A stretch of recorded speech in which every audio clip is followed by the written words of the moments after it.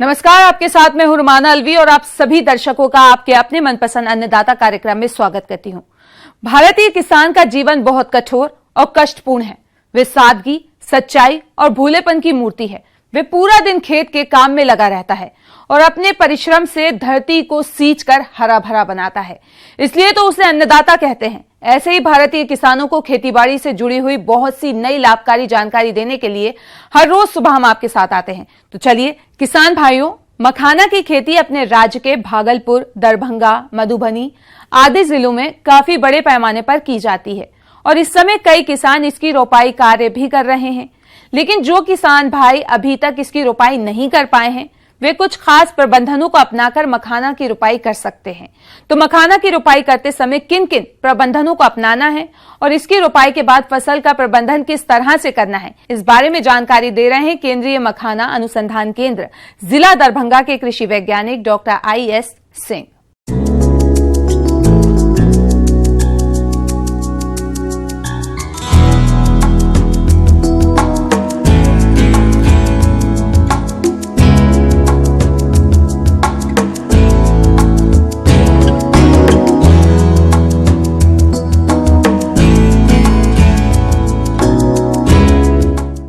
किसान भाइयों को रोपाई के लिए जो तैयारी करनी चाहिए रोपाई से पूर्व, वो खेतों की सबसे आवश्यक चीज़ें हैं।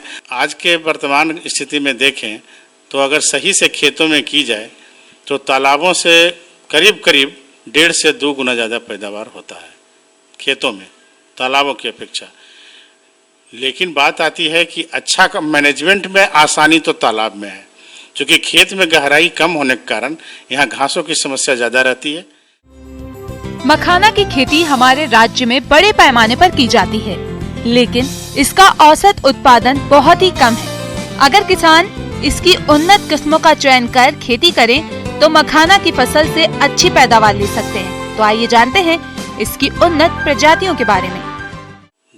ये प्रभेद के बारे में मेरा कहना है कि सब 2 प्रभेद अभी बिहार प्रदेश में मिलती है और भारत के जो सरकारी संस्थान है मखाना अनुसंधान केंद्र दरभंगा, यहाँ से स्वर्ण वैदेही जो मखाना की प्रथम प्रभेद विकसित की गई थी वो मिलेगी यहाँ से। और दूसरा सबौर मखाना 1 नाम से आपको पूर्णिया कॉलेज, जो एग्रीकल्चर कॉलेज पूर्णिया है, भोला पासवान शास्त्री कॉलेज पूर्णिया, वहाँ से मिल पाएगा।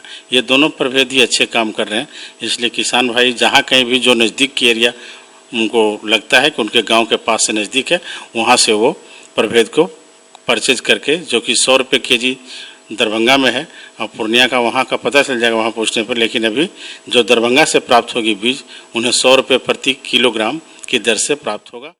किसान भाइयों, खेत की तैयारी की बात करें तो मखाना के लिए जल ठहराव वाली भूमियाँ उत्तम होती हैं।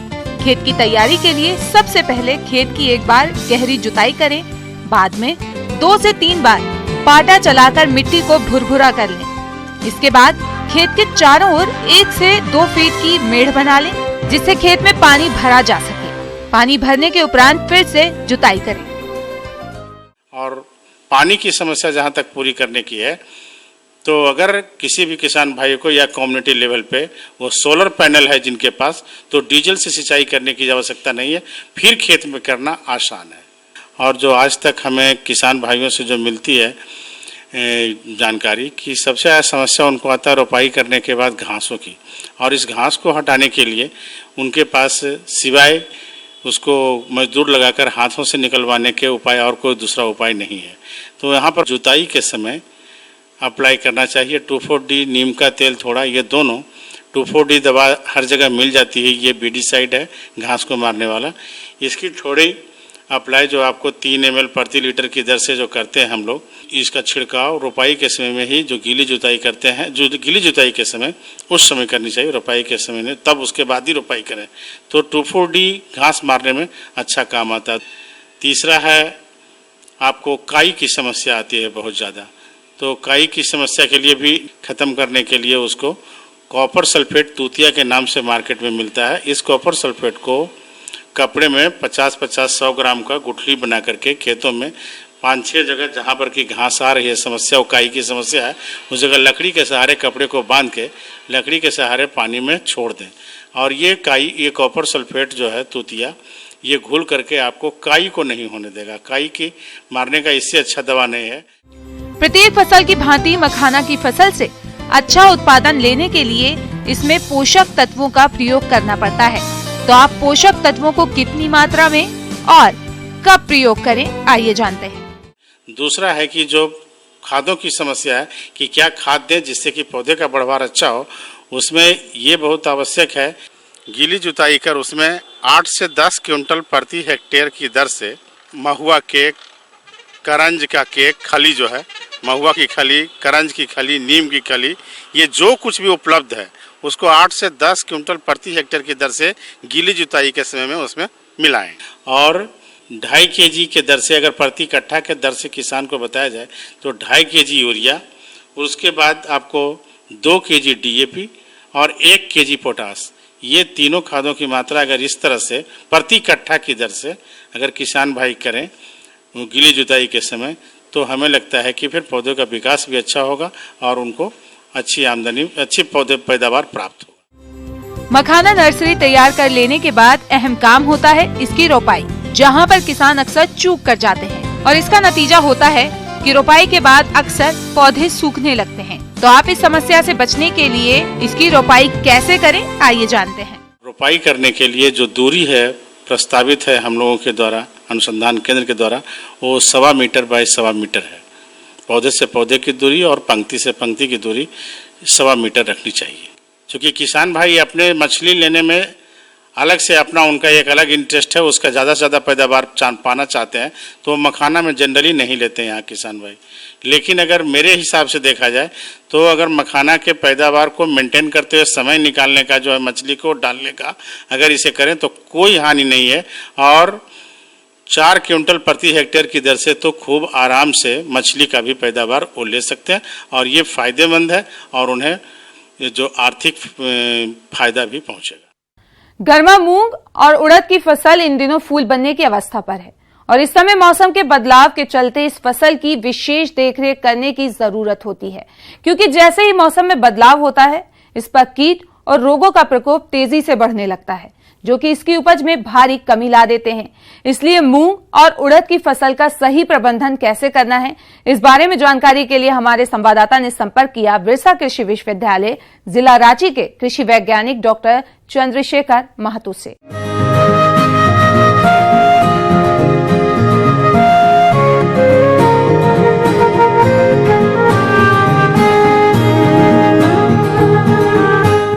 आज बात करना चाहूँगा यहाँ दलहनी फसलों में मुख्य हैं, यहाँ खरीफ के मौसम में जो लगते हैं मूंग और उड़द।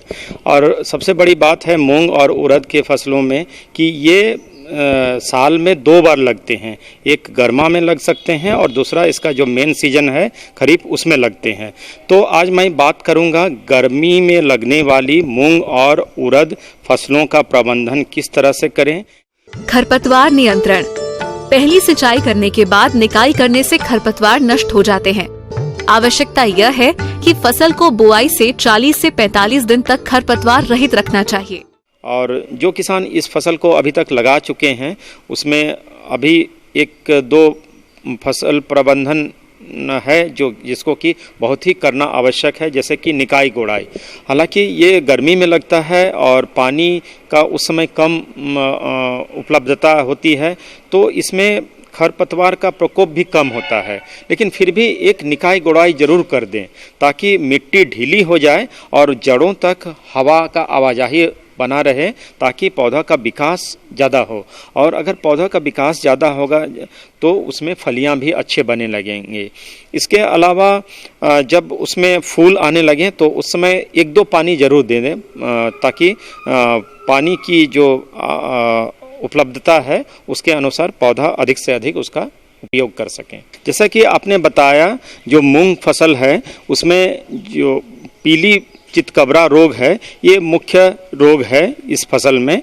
ये कभी कभी उड़द में भी आ जाती हैं, लेकिन मूंग के लिए ये मुख्य रोग हैं। इसके अलावा एक रोग और होता है जिसको हम लोग सफ़ेद चूर्णी रोग बोलते हैं। तो सफ़ेद चूर्णी रोग जैसे ही बादल छाने लग जाते हैं मौसम में, उस समय ये रोग अपने चरम में अवस्था में पहुंच जाता है। जो हम लक्षण की बात करेंगे, लक्षण में मुख्यतः सफ़ेद चूर्ण पत्तियों में दिखाई देने लग जाते हैं। प्रारंभिक अवस्था में पत्ती के ऊपरी सतह पर ज़्यादा होते हैं। धीरे धीरे ये जब पूरा बढ़ जाते हैं पत्तियों में, ये पूरा पत्तियों को सुखा देते हैं और अंततः ये पूरा पौधा सूख के नष्ट हो जाता, मर जाता है। तो इस तरह इसमें फली नहीं आ पाता है, जिसके चलते उत्पादन में क्षति होता है। इसके अलावा और जो पीला रोग बताए, पीला चित्तीदार रोग, उसमें मुख्यतः पत्तियों का सतह में लगने वाली रोग है। ये भी इसमें पीली चितकबरा टाइप का एक बन जाता है उसमें पत्तियों में, और कभी कभी ये धब्बे के चारों ओर हरा रंग का धब्बे भी हो जाते हैं और पूरे पौधों को धीरे धीरे मार देते हैं। पत्तियां नीचे गिरने लग जाती हैं और इसमें इस तरह के पौधों में जो फलियां बनता है वो छोटे होते हैं, सिकुड़न के साथ होता है फलियां, और उसमें जो बीज बनते हैं बहुत ही कम लगते हैं। इसकी प्रबंधन के लिए इसका सबसे पहले मुख्य बात है, इसमें रोगरोधी किस्मों का प्रयोग करें।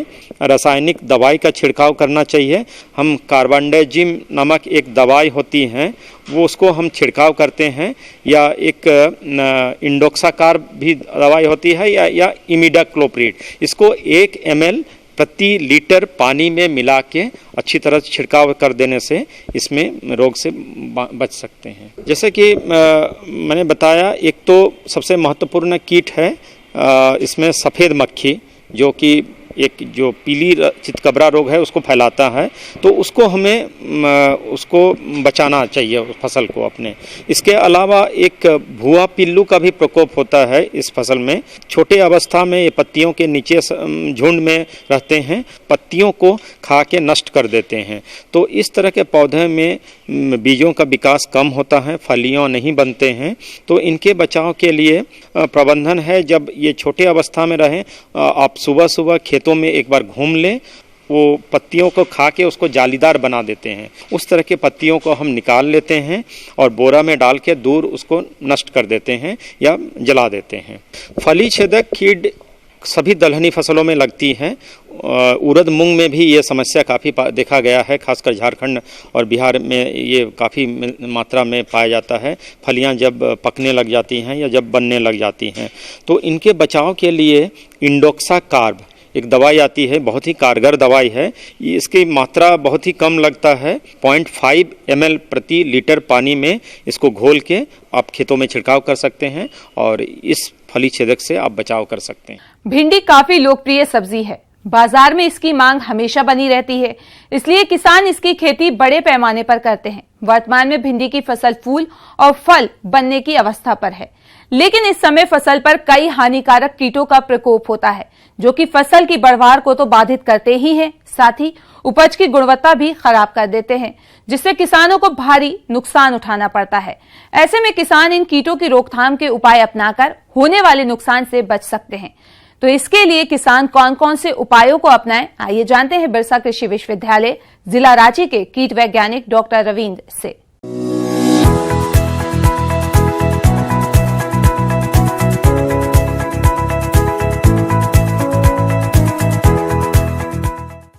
भिंडी में लगने वाले हानिकारक कीड़े और हानिकारक बरूथियां यानी माइट से होने वाले नुकसान के बचाव के उपाय के बारे में चर्चा करेंगे।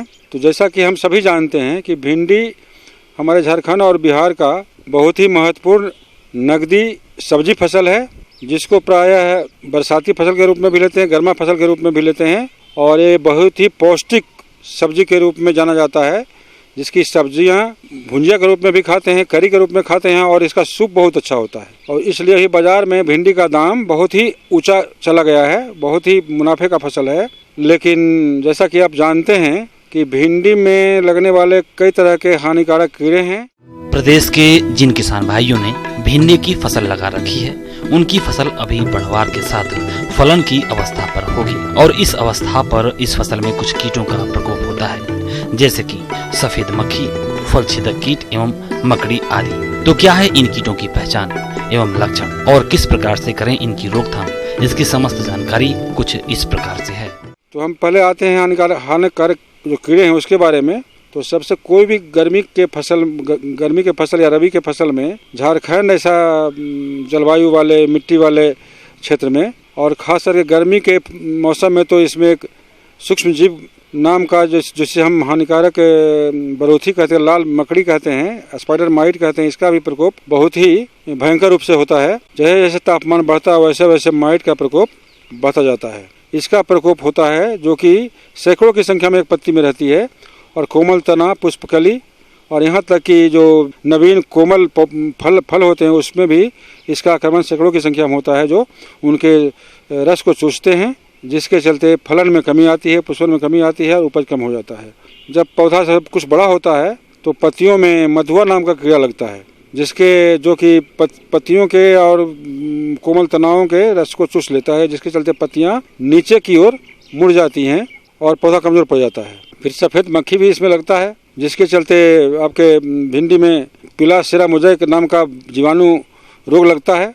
और अंत में है एक फली छेदक। तो फली छेदक कीट प्रारंभिक अवस्था में फलन के पहले तना में छेद करता है, और जो अग्र सिरा होता है, जहाँ से बढ़वार वाला सिरा होता है, वहाँ पर उसमें छेद करके उसके आंतरिक गुद्दे को खाता है, जिसके चलते वो ऊपर का जो बढ़वार वाला भाग है वो झुक करके मुरझाया जाता है।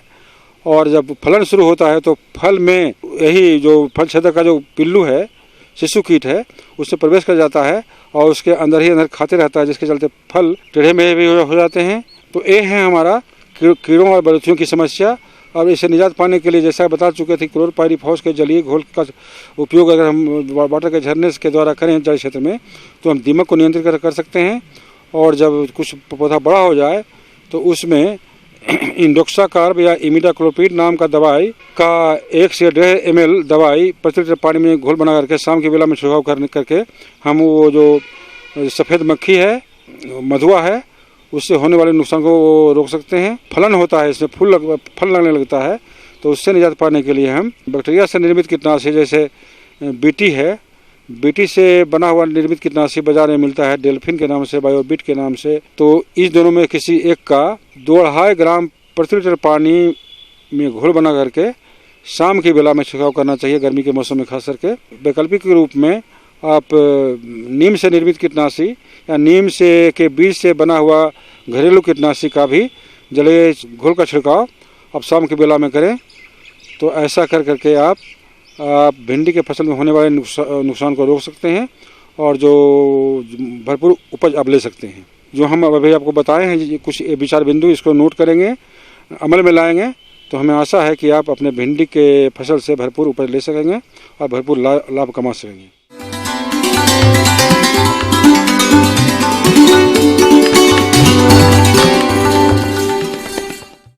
अन्नदाता निशुल्क फोन संपर्क सेवा के माध्यम से आपके द्वारा पूछे गए प्रश्नों में से 1 या 2 महत्वपूर्ण प्रश्न हम अपने कार्यक्रम में शामिल करते हैं। इसी के तहत आज का चयनित प्रश्न और उसका जवाब इस प्रकार है। निःशुल्क अन्नदाता हेल्पलाइन में आज हमने जिस प्रश्न को शामिल किया है उसे पूछा है गांव भगवतीपुर जिला मधुबनी के ईश्वर लाल ने। आपने स्ट्रॉ रीपर यंत्र के बारे में जानकारी चाहिए है तो इसके लिए देखिए कार्यक्रम का यह अंश। कंबाइन से गेहूं काटने के बाद, ग्रेन कंबाइन से गेहूं काटने के बाद स्ट्रॉ रीपर को हम लोग यूज़ करते हैं, जिससे कि हमारा जो खेत में भूसा पड़ा हुआ रहता है और जो कंबाइन तो ऊपर से काटता है, बाली को काटता है, और जो बचा हुआ खूंटी रहता है उसको भी हमारा स्ट्रॉ रीपर जो है वो भूसा बना करके पीछे ट्रॉली में लगा। स्ट्रॉ रीपर एक ऐसा यंत्र है जो कि कंबाइन हार्वेस्टर से कटाई के बाद फसल के बचे हुए अवशेषों की कटाई कर उन्हें भूसे में परिवर्तित कर देता है। इसलिए यह किसानों के बीच काफी लोकप्रिय हो रहा है। तो आइए जानते हैं यह यंत्र किस प्रकार से कार्य करता है। ये ट्रैक्टर चालित रहता है जी कि आगे में ट्रैक्टर लगा रहता है, बीच में स्ट्रॉ रीपर लगा रहता है और पीछे में एक ट्रॉली लगा रहता है, जिसमें कि हमारा भूसा बना करके उसमें कलेक्ट किया जाता है। और इसकी अगर कंपोनेंट की बात करें तो इसमें सबसे पहले नीचे कटिंग यूनिट लगाता है, कटिंग बार लगा रहता है, ब्लेड लगा रहता है, उसके ऊपर देखिएगा बड़ा सा रील लगा रहता है। रील के ऊपर आपका कन्वेयर रहता है जो कि हमारा अंदर की ओर भूसा जाता है। और अगर इसको देखें तो करीब ये 1 हेक्टेयर में आपका करीब 4 से 5 घंटा में ये भूसा बना करके पूरा वो कलेक्ट कर करके आपके ट्रॉली में भरते जाएगा। ट्रॉली भरते जाता है और ट्रॉली को फिर खाली कर करके फिर दूसरा ट्रॉली उसमें तुरंत लगाना पड़ता है। के लिए एक ट्रैक्टर ड्राइवर का ज़रूरत पड़ता है और ये धीरे करीब 2 से 3.5 किलोमीटर की स्पीड में चलाया जाता है। और अगर इसकी लागत बताएं भूसा बनाने की तो पर ट्रॉली करीब 130 रुपया 140 रुपया के आसपास इसका आता है, जो कि ये 1 घंटा में 10 से 12 ट्रॉली का ये भूसा बना देता है। डिपेंड करता है कि आपके खेत में कितना घना आपका जो गेहूं की फसल है वो है। अगर इसकी जो मूल्य की बात करें तो इसका करीब 4.5 लाख से शुरू होता है और ये 12-13 लाख तक जाता है, जैसे कंपनी और कैपेसिटी पे डिपेंड करता है। इसमें लगभग 40 से 50% तक अनुदान हमारे बिहार सरकार के द्वारा दिया गया। और ये अनुदान के लिए अगर ज़्यादा जानकारी चाहें तो हमारे बिहार सरकार के जो मैकेनाइजेशन डिवीज़न है वहाँ से जानकारी लिया जा सकता है। और इसका रख रखाव की बात करें तो ये रख रखाव बहुत आसान है। खेत में काम करने के बाद इसको लाइए, अच्छी तरह से धो दीजिए। धोने के बाद जहाँ पे बेल्ट है बेल्ट को लूज़ कर दीजिए और चक्के को खोल दीजिए। और जहाँ पे ग्रीसिंग ऑयलिंग करना है वहाँ पे ग्रीस ऑयल कर दीजिए और इसे ढक करके या फिर शेड में बड़ी अच्छी तरह रख दें, ताकि नमी हवा में जो नमी रहता है इसमें डायरेक्ट ना पड़े, जिससे कि हमारा इसमें जंग चूँकि लोहे का बना होता है तो जंग ना लगे।